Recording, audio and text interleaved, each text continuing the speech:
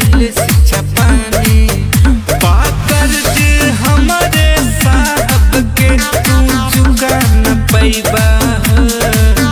बाबा भीम के कुर्बानी तुम भुला न पैबा बाबा भीम के कुर्बानी तुम भुला न पैबा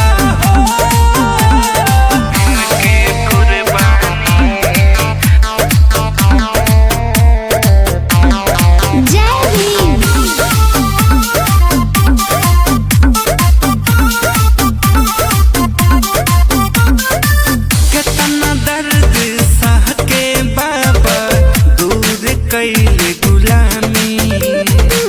अपना समाज के खातिर भीम जी बेटा के दिल कुर्बानी बेटा के दिल कुर्बानी कितना दर्द सह के बाबा दूर कैले गुलामी अपना समाज के खातिर भीम जी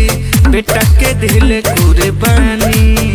हर जगह मिली है साहब जी तू जहाँ भी जइबा।